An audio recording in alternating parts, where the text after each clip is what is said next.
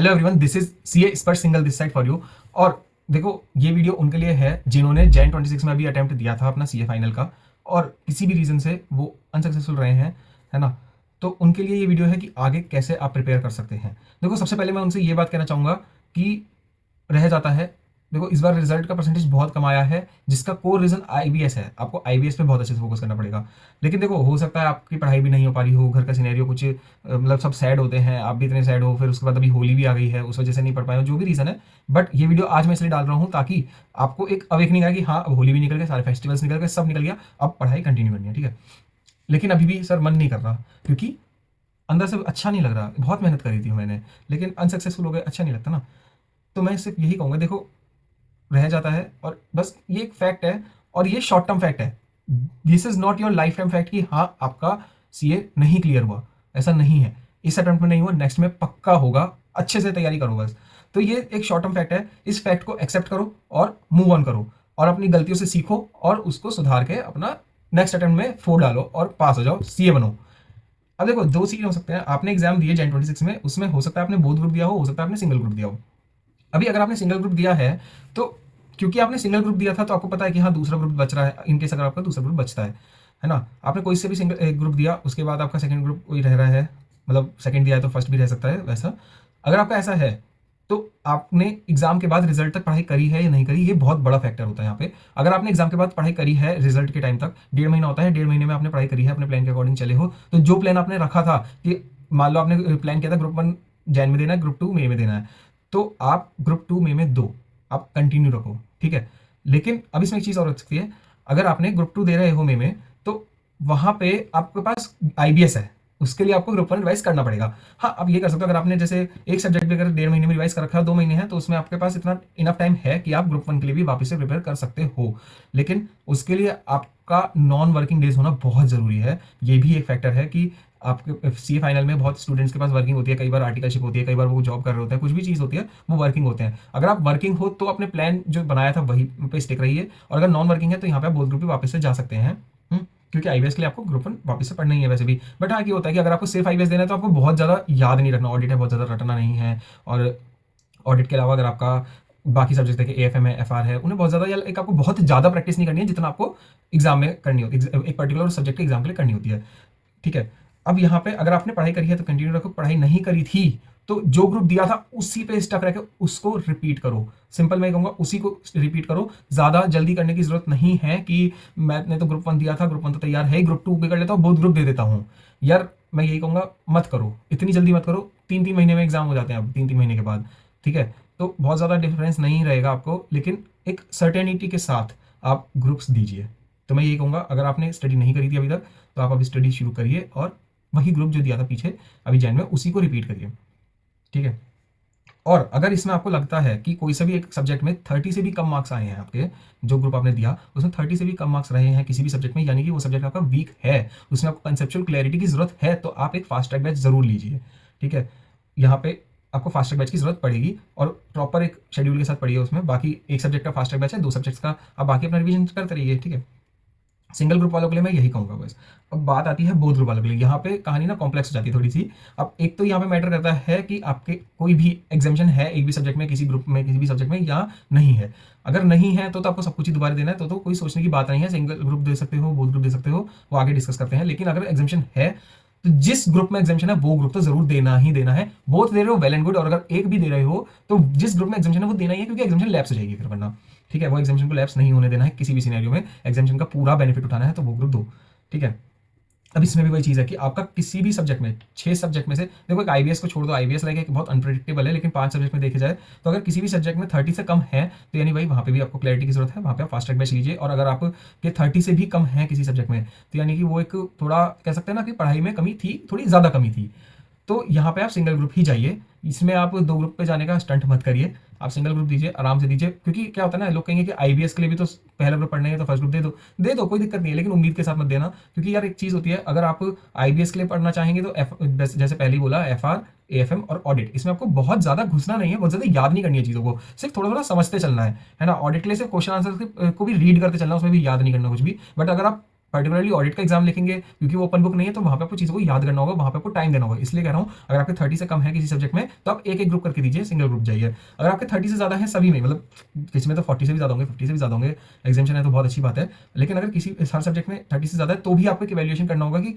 क्या आपका कोई सब्जेक्ट ऐसा है जो इतना वीक है, आपको लगता है कि यार ये बस आ गए हैं 30 से ज़्यादा, 35 के बीच में आ गए हैं बस, लेकिन फिर भी मुझे फास्ट ट्रैक की जरूरत है, कंसेप्चुअल क्लैरिटी की जरूरत है, तो उस केस में आप फिर से एक फास्ट ट्रैक ले लीजिए। कोई इशू नहीं है, 2 महीने में एक फास्ट ट्रैक बहुत इजीली हो सकता है, दो भी हो सकता है, मतलब फास्ट ट्रैक बैचेस बहुत इजीली हो सकता है। अगर आपको एक या दो फास्ट ट्रैक बैच लेने पड़ रहे हैं तो आप सिंगल ग्रुप जाइए, बहुत इजीली कवर है। तो अगर आप एक या 2 फास्ट ट्रैक बैच लेते हैं तो उसमें आपका बहुत इजीली कवर हो जाएगा, सिंगल ग्रुप जाइए, आराम से हो जाएगा, टेंशन मत लो। और अब देखो, एक फास्ट ट्रैक बैच लेना पड़ रहा है और 30 से ऊपर है सब में, तो ये सिनेरियो में आप बोथ ग्रुप में जा सकते हो। देखो, मैं सिंगल ग्रुप रिकमेंड करता हूं वैसे, लेकिन यार क्योंकि आईबीएस है, आईबीएस के लिए आपको अगर सेकंड ग्रुप की बात आती है तो आईबीएस में आपको फर्स्ट ग्रुप पढ़ना ही पढ़ना है। तो मैं ये कहूंगा, अगर अगर अगर अगर आपके सारे डेज नॉन वर्किंग हैं, आपको ऑफिस नहीं जाना है, ना वर्क फ्रॉम होम, मतलब आपको कोई और काम नहीं है, सिर्फ पढ़ाई पढ़ाई करनी है, तो आप बोथ ग्रुप जा सकते हो। और मैक्स टू मैक्स एक सब्जेक्ट में आपका फास्ट ट्रैक की जरूरत है, क्योंकि मैंने बहुत सोच के टाइमलाइन बनाई है, आपको मैं अभी दिखाऊंगा, तो उसमें सिर्फ एक फास्ट ट्रैक बैच ही कवर अप हो पा रहा है बोथ ग्रुप के लिए। सिंगल ग्रुप के लिए आप 2 भी कर सकते हो, जैसे मैंने बोला, तो वो टाइमलाइन पे आते हैं। अब देखो, अभी आपके पास ना, अगर बोथ ग्रुप देना चाहते हो तो मैं बोथ ग्रुप की टाइमलाइन बता देता हूँ, सिंगल ग्रुप तो उसमें आराम से फिट कर दोगे आप, इतना तो देखो आप प्लान कर सकते हो, बिल्कुल स्पून फीडिंग की जरूरत यहाँ पे नहीं है। बोथ ग्रुप जो चीज़ डिफिकल्ट है मैं वो बता देता हूँ, बोथ ग्रुप की टाइमलाइन डिफिकल्ट है, कवर करते हैं। अब देखो 50 डेज है आपके पास आजकल से, अगर मैं देखता हूँ जब भी आप ये वीडियो अगर रिसेंट में देख रहे होंगे, जब मैंने अपलोड करी है उसके 1-2 दिन में भी, तो 50 डेज अराउंड होंगे आपके पास एग्जाम शुरू होने में। और अगर आपका सेकंड ग्रुप है तो और आपके पास एक हफ्ता एक्स्ट्रा मिल जाता है, 6 डेज और एक्स्ट्रा मिल जाते हैं, ठीक है। अब बोथ ग्रुप आप दोगे 50 डेज, मैं फिर भी मान के चलूंगा कि अगर कि फर्स्ट, भाई बोथ ग्रुप है तो आपको फर्स्ट सब्जेक्ट भी देना ही है ना, अगर एफआर एग्जाम नहीं है तो मैं 50 डेज ही मान के चलूंगा। यहाँ पे थोड़ा बहुत ऊपर नीचे होगा तो आप अकॉर्डिंगली एडजस्ट कर लीजिए, अपने वीक सब्जेक्ट्स को थोड़ा ज़्यादा टाइम दे दीजिए, अपने स्ट्रॉन्ग सब्जेक्ट्स को थोड़ा कम दे दीजिए, इतना आपको एडजस्ट करना पड़ेगा इसमें खुद से भी, बट ये एक जनरल टाइमलाइन है। तो यहाँ पे आपको एनालाइज करना होगा आपके स्ट्रॉन्ग सब्जेक्ट्स कौन से। देखो, स्ट्रॉन्ग सब्जेक्ट्स में मैं ऑडिट को नहीं रखता, इन चारों में से आपको देखना है, FR, AFM, DT, IDT. Audit नहीं देखना इसमें, क्योंकि ऑडिट ना ऐसा है, स्ट्रॉन्ग लगने लगता है, फिर आप ना थोड़ा सा छोड़ देते हो उसको पढ़ना और फिर भूल जाते हो। मेरे साथ हुआ था ये, ऑडिट में मेरा लास्ट मंथ तक मैंने इतना पढ़ लिया था, मेरे को स्ट्रॉन्ग लगने लगा था, लाइक मेरे 70+ इजीली आ जाते। मैंने एमटीपी दिया था, मेरे आ गए थे लगभग 69, तो मेरे 70+ आ जाते, मैं रेगुलर रिवीजन कर रहा था, बट क्योंकि इतने आ रहे थे मैंने कहा ठीक है, अब थोड़ा बाकी सब्जेक्ट्स पर भी ध्यान देते हैं, मैंने उसको लास्ट मंथ में डेली पढ़ना छोड़ दिया।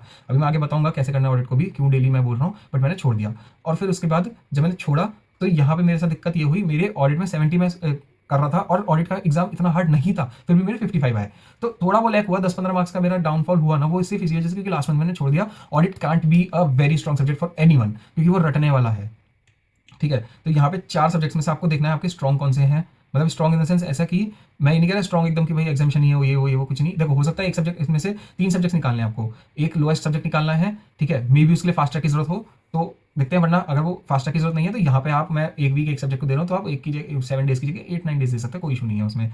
लेकिन उसमें से मतलब लीस्ट वाले को हटा दो तो 3 सब्जेक्ट बचेंगे, और 3 सब या तो वो आपका इतना बेकार है कि फास्ट ट्रैक ही चाहिए, या फिर इतना अच्छा है कि एग्जैक्ट हो गया, बचे 3 सब्जेक्ट। अब ये जो 3 सब्जेक्ट बचे हैं ना, इनमें से आपको 2 सब्जेक्ट्स उठाने हैं, कोई से भी 2 सब्जेक्ट्स को 1 वीक पर सब्जेक्ट देना है यहाँ पे, इजीली 2 सब्जेक्ट 2 वीक्स 2। फिर उसके बाद साथ साथ इन दोनों हफ्ते में आपको रोज 1 घंटा ऑडिट पढ़ना है। ऑडिट में क्या पढ़ना है, ऑडिट में मेरे कोई रिवीजन वीडियो देखनी है या फिर कंसेप्ट पढ़ने हैं, खुद से क्या करना है।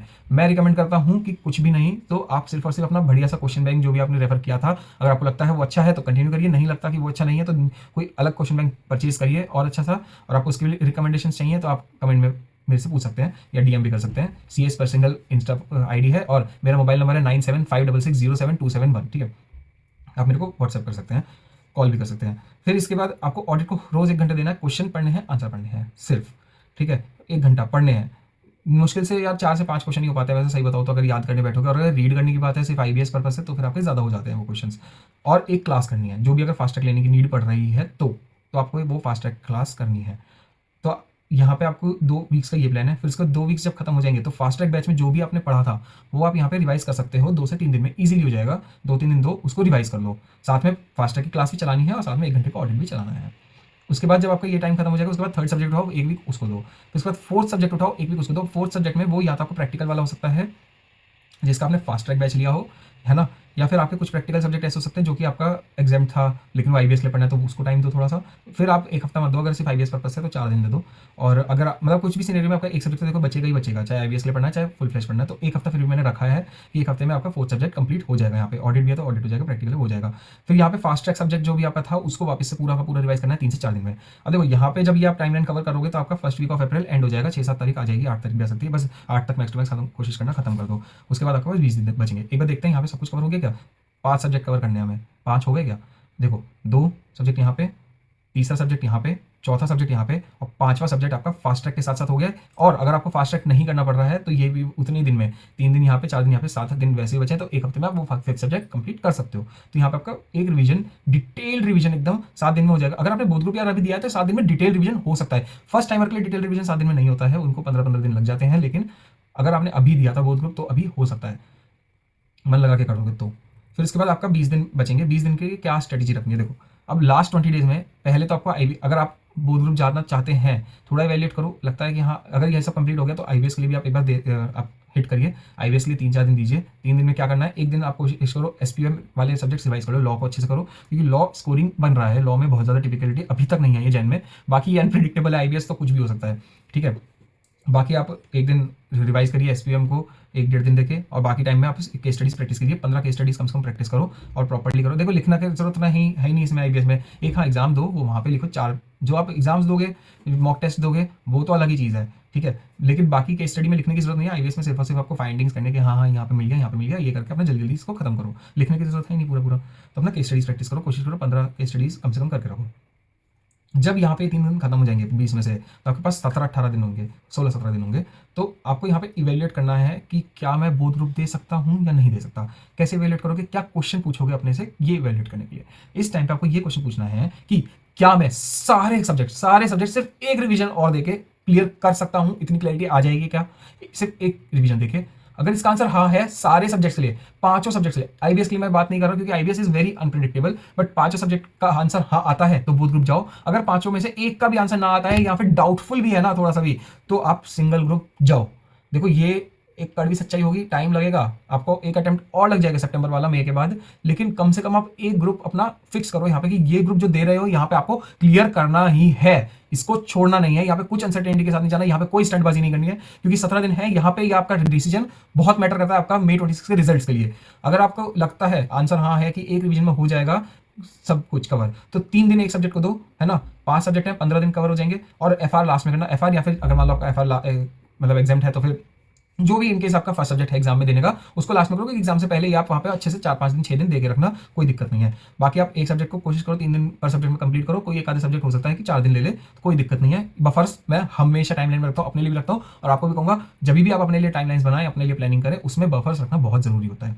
बाकी अब तो मैं रेगुलरली आपको देता रहूँगा टाइमलाइन, ऐसा कोई इशू नहीं है। आपको जब भी कुछ भी जरूरत है आप कमेंट कर दो, मेरे से बात कर लो। लगता है अगर मेरे को वीडियो बनाने की नीड होगी तो मैं वीडियो बनाऊंगा। अगर मुझे मतलब ऐसा लगता है कि ये एक वाइड रेंज ऑफ स्टूडेंट्स की प्रॉब्लम हो सकती है तो मैं उसके लिए वीडियो बनाऊंगा, कोई दिक्कत नहीं है। और वरना आपको मतलब अकेले में भी मैं आपको इंडिविजुअली गाइड कर सकता हूँ, कर दूंगा बिल्कुल, उसमें भी कोई इशू नहीं है मुझे।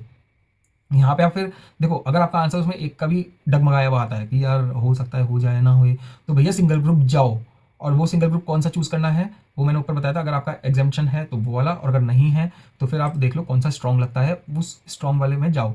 वैसे फर्स्ट ही ज़्यादा बेटर रहेगा, अगर आपका दोनों ग्रुप रह रहे हैं और एक की चूज़ करना है तो फिर फर्स्ट वाला ज़्यादा बेटर, क्योंकि आईबीएस नहीं है, फर्स्ट वाला पास करना ईजी है कंपेरेटिवली। आप 2 रिवीजन कर सकते हो, क्योंकि आंसर क्या था, एक रिवीजन नहीं होगा, 2 रिवीजन की जरूरत है।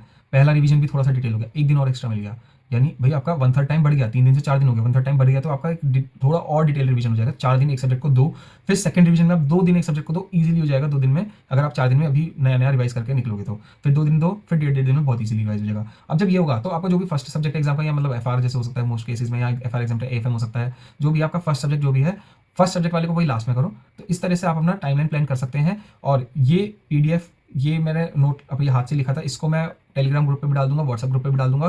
कल वाली पीपीटी भी रह गई थी, मैं वो भी डाल दूंगा उस पर आज ही। तो आप, और कोई भी डाउट है, कुछ भी आपको गाइडेंस चाहिए, मैंने अपना मोबाइल नंबर भी बताया था, और मैंने अपनी इंस्टा आईडी भी, मेरे को आप मेरे नाम से सर्च करोगे मिल जाएगी इजीली। तो बस कमेंट में भी बता सकते हैं। तो चलिए इस वीडियो को अभी खत्म करते हैं, आपके पास बहुत ज़्यादा टाइम नहीं है, पढ़ो और all the best for your next examinations.